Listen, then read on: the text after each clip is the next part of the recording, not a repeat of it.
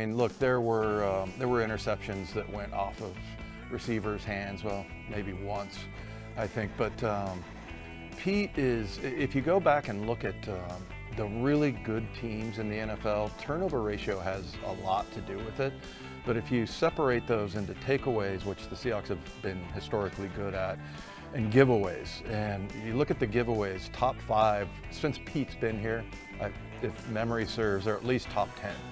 And if you go and look at the teams that have the fewest giveaways over the last 10, 12 years, the Patriots are number 1 almost every year. So it's really about taking care of the ball. And, you know, obviously you want to take it away on defense, but Pete's big on that.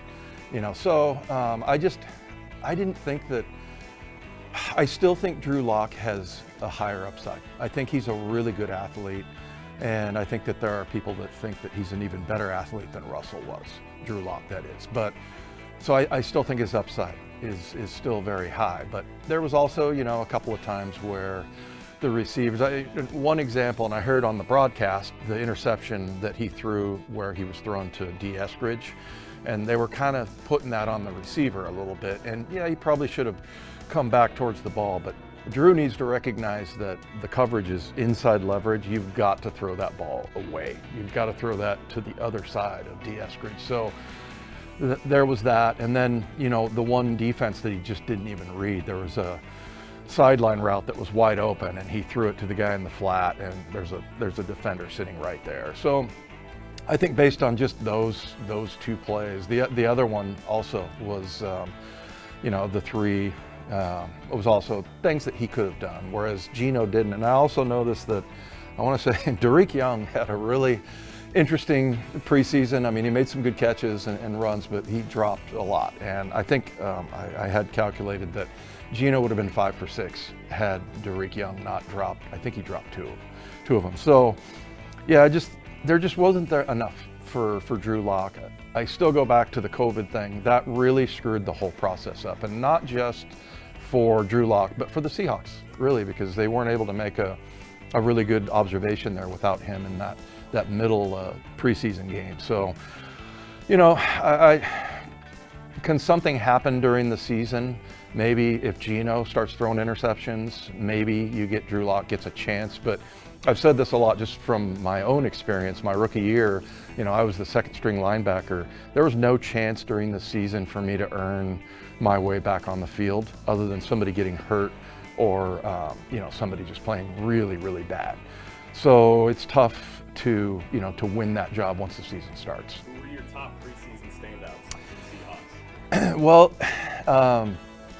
you know, most of the guys we didn't see, the really good players, right? We forget about that. Like Jordan Brooks, just the word that I hear from the Seahawks is that he's a superstar, and he's going to be a superstar. So, but we didn't see him. We didn't see Jamal. We didn't see Quandre. We didn't see Al Woods. You know, those guys are all really important. But the guys that stood out to me were Miles Adams and Michael Jackson.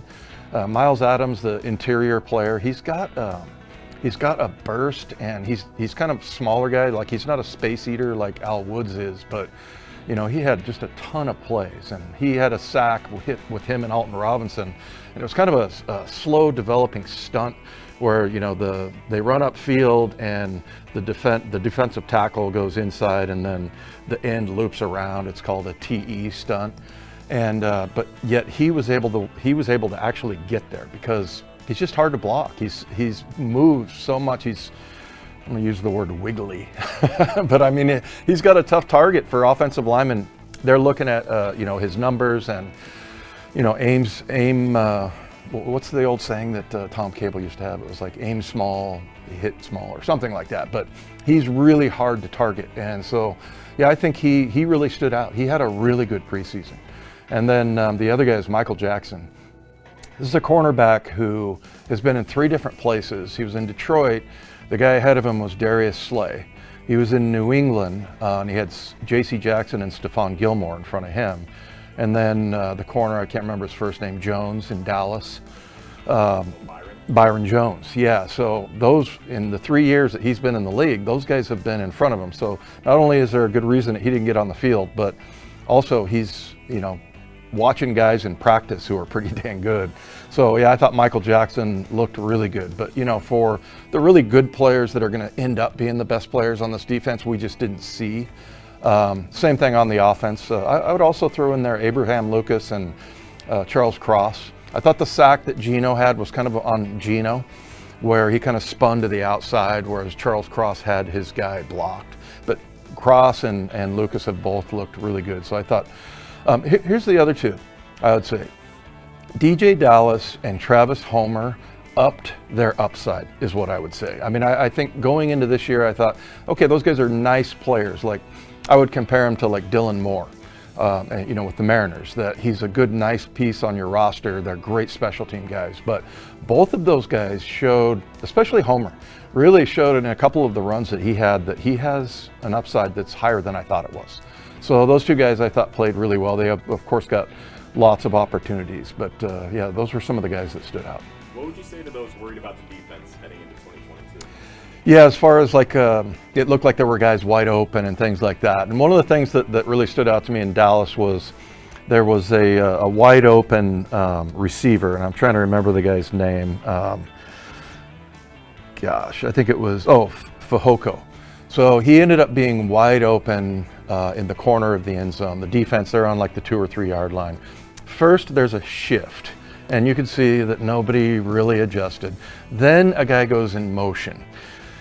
And you just don't game plan during the preseason. You don't know, you have all these rules for things that they do based on their formations, the plays that they run, and you've researched those, and early on it's a little bit harder because offenses don't show everything they do in the preseason. But that was a great example of how it's not because they're a bad defense and the scheme's not good, it's just because they didn't get a chance to game plan. So, I mean, if that play happens with, number one, you got Jamal and Quandre out on the field and Jordan Brooks, but also it's just something that you were aware of. They were, totally confused by that. And the reason why is because they're not even watching Dallas Cowboy. They don't play the Cowboys this year. They're not even watching, any kind of film or anything like that, and they're not studying for it. So I'd say that kind of stood out to me because I thought, a lot of people are going to think, maybe this defense scheme-wise isn't good, but it was more about execution and it was more about a lack of knowledge of their offense. Last one for you, Dave. Who's going to be a surprise standout player for the Seahawks this season? Boy, let's see. I mentioned Travis Homer. I mean, that could be a guy that, if things don't work out with Kenneth Walker and, Rashad Penny, but I thought my guy Cody Barton didn't shine much in the preseason. I think he's going to be really good. I think him and Jordan Brooks are going to be the two guys. That's like the 5th time I've mentioned Jordan Brooks, I think. And everybody thinks that I'm in love with Cody Barton and always pumping him up. But the best linebacker is Jordan Brooks. He's really good. His upside is even higher than how he's played. And if you remember the game last year at the end of the season against Arizona, where it was Cody and Jordan playing together inside, they played really well together. So I think, I think keep your eye on those two linebackers.